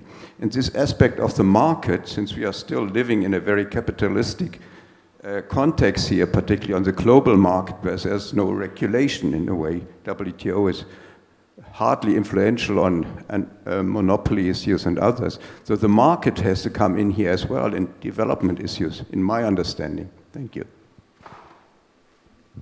Thank you. Last question. May I? Yes. Okay. Yeah. Somewhere was expecting this question from me, right? Okay. No. Okay. To Mr. Moroni, I have a question about military weapons. Whether my ignorance, pardon for that, whether the concept of AI and then the principle enshrined by the former Yugoslavia tribunals, command and control can be will be applied possibly to rockets. So we're talking about drones, but then is it available already AI for rockets, and then all what legal consequence will follow? Then to those who mention DMA, DSA, I think DSA was approved 3 weeks ago, something like that. DMA is still in negotiation, correct me if I'm wrong. And I would like to ask whether we will see the same Brussels effect, we have to mention that, keywords, that we saw with regards to the GDPR for DSA or DMA, and also the ongoing negotiation EU Data Act as well. And also there is also this EU Chip Act, but it's linked to the supply chain, no?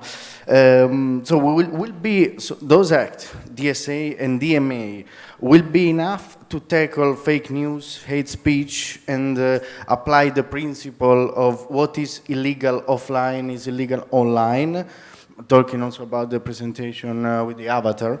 And then can overboard and Facebook court, or for instance, the Elon Musk case, no, be considered legitimate because part of the this court settled by Facebook, the members are important constitutional academics and constitutional judges, and can we appeal them to a normal national judge who has probably less authority than those members?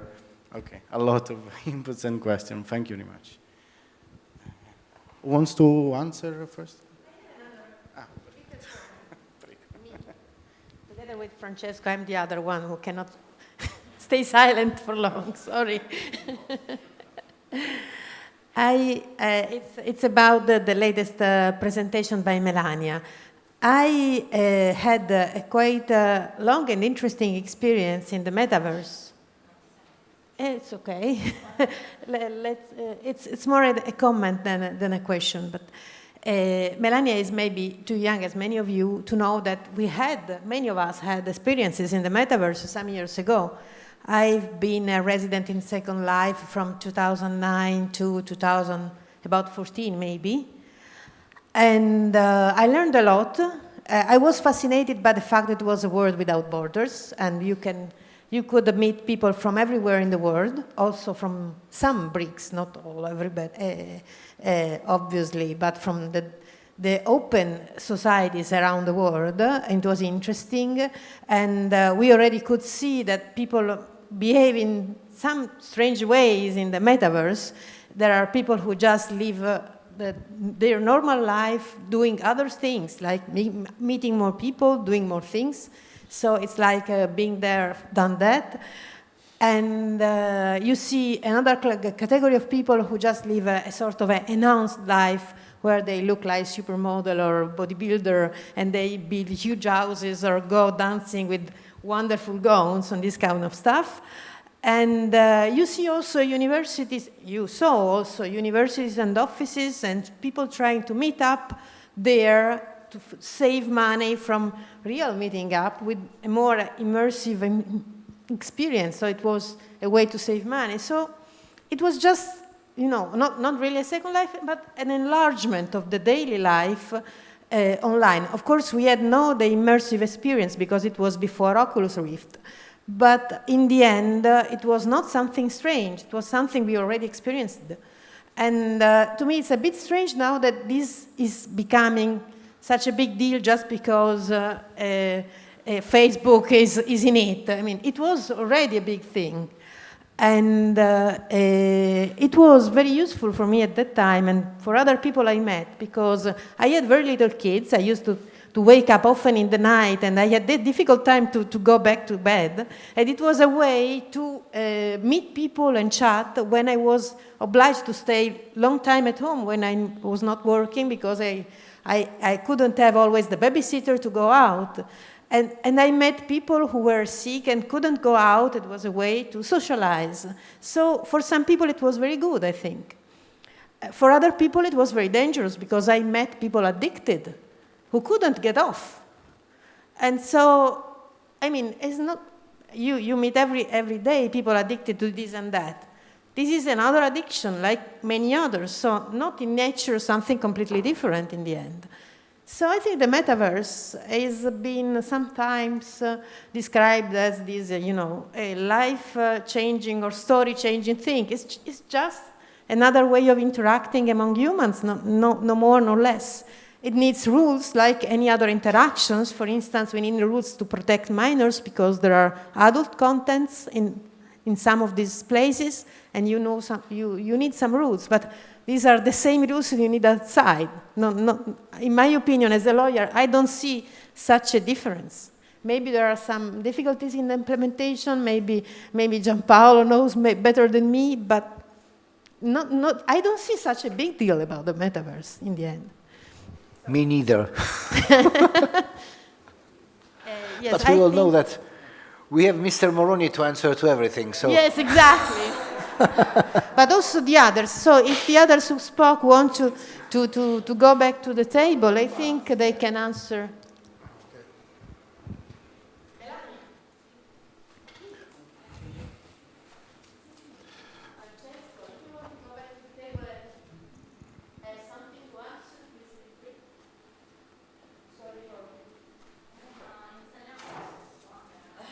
Tanto l'ha fatta Francesca, ho sentito. No? No? Ha fatto Francesca una domanda? Yes, but in English. Okay. In italiano, se volete rispondere.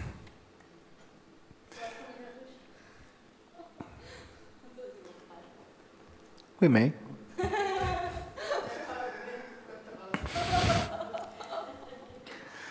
Prego. Okay. I think you should speak in English because we have people listen to English. But if you want, you can speak in Italian. I can try to translate. I'm not sure, but we can try. I can speak in French if you want. I think it's in English.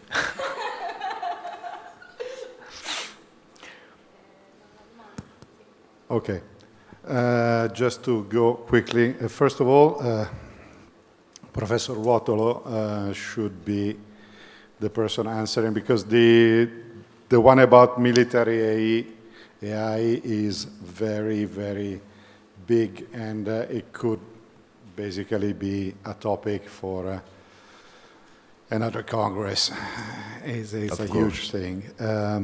In short, I would say, well, there is documentation already of use of artificial intelligence in cruise missiles, and very probably but again, they don't say. I would say that ballistic systems probably have them because they have to work during a nuclear war, so they have to be autonomous. So I would say so. Nobody is going to say yes.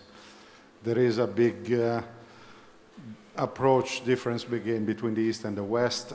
The Russians always have had a manual override, which means that at the very last moment, nuclear missiles and so on can be overridden. The Americans have this fire and forget. So once the procedure is done, it's done. So that's the first one. Talking about market and regulations,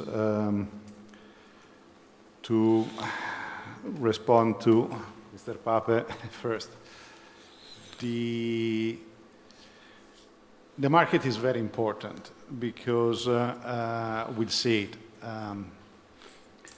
Whenever we see something new on the market, We always think we are rational consumers and so on, but we roll back 1,000 years and we go, oh, shiny, you know, and that has resulted in some consumption of things which are maybe not necessarily good. Again, new technology is not always good, but it's been driven, like we keep changing phones.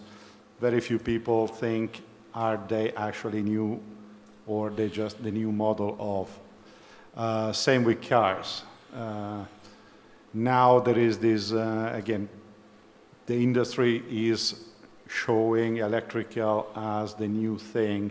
A lot of people don't actually see, and the car manufacturer, if you go and see, I'm actually changing car at the moment, you don't see the kVA per kilometer, which you should, you know, see because you see it for petrol. But they don't tell you how much, and how much is the average in your country, so how much are you actually spending per kilometer? They don't tell you. About infrastructure, we were talking before. Well, EU is a big one on this one because we put a lot of rules which are really trade tariffs, basically. A lot of them are for the improvement, especially of the environment, but what they amount to is, again, blocking other countries from competing in our market because they don't meet our regulation. Even US cars, for example, or a lot of other products, they just do not meet food, doesn't meet our standards. The last one is quickly, again, on pollution. That's a touchy one because who produces the most pollution? Us, not the developing countries. Even if they use the bad cars, even if they use the old technology and stuff, the amount of water they use per head, the amount of electricity per head, the amount of everything per head is much, much smaller. Plus, and this, the EU has been very responsible here, not so much the other developed countries. We dump most of our rubbish into the developing countries.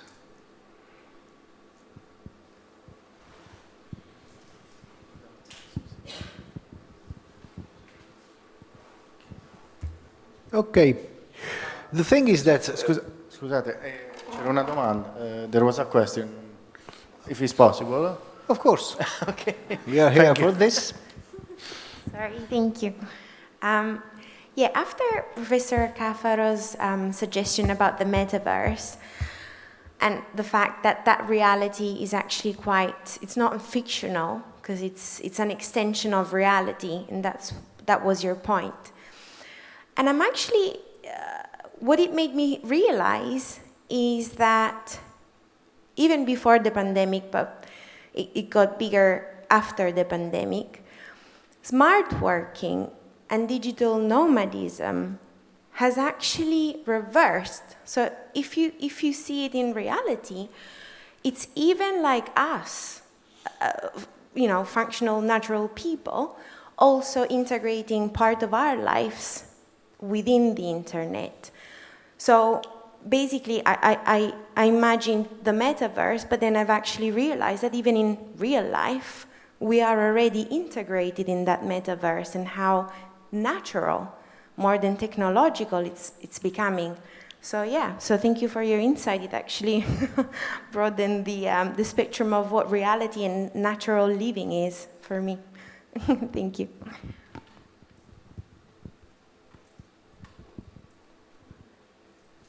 So thank you. One thing, I want to say thank you to my colleagues because they invited me to be the chairman, and the chairman do not have to answer questions.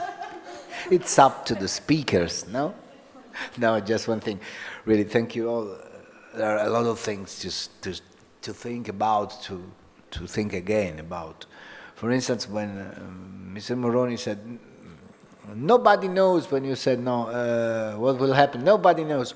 That nobody knows made me think to to another great issue that is, in Italian is il convitato di pietra. That is the black box issue. Which is another great thing. What happens when artificial intelligence works? How do he, I don't know, learns to think? So adversarial neural networks, for instance, we know how they start, but we do not know how it really happens then, the way they learn and so on. So this is just an observation that came into my mind. But now we have your answer, no? Prego. There was a question of Professoressa Cafaro asked something about your... Okay. Of course, if there are any other issues and other questions and elements and so on. Ciao Claudia.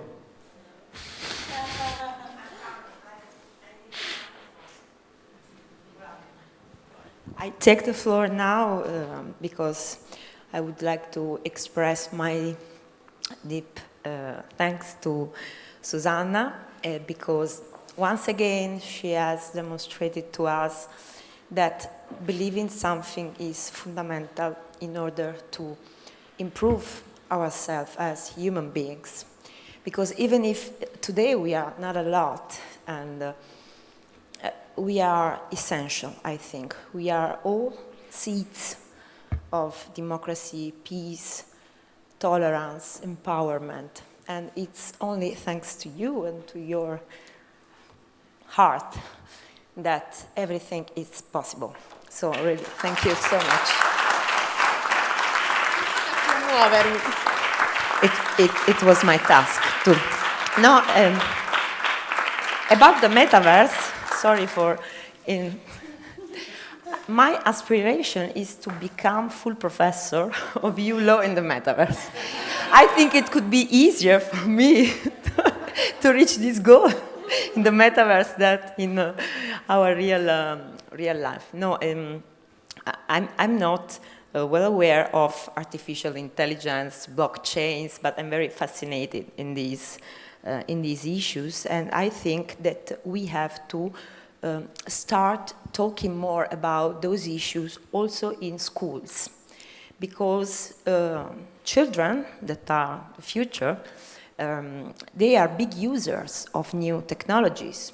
First of all, due to pandemic, of course, they have started learning through new technologies, and after these, now they are in a way dependent. And we have to teach them how important it is to know how to move in this world that is somehow dangerous for them, and how to use technologies to do something better. For instance, my Gianpaolo, he knows that I have a guitar player in my family, and he uses new technologies to learn by himself how to play something on the guitar, or he uses algorithmics, is it the correct way, to do many things in his everyday life. So it's very powerful. But at the same time, there is this dark space, and me as a parent, I don't know how to help him. So new technologies must be taught at schools, since children are very, very, very young, because they can empower them, and they can make future citizens more aware. Just the same that should happen with democracy, no? They should have learned it when they are very young. Grazie a tutti.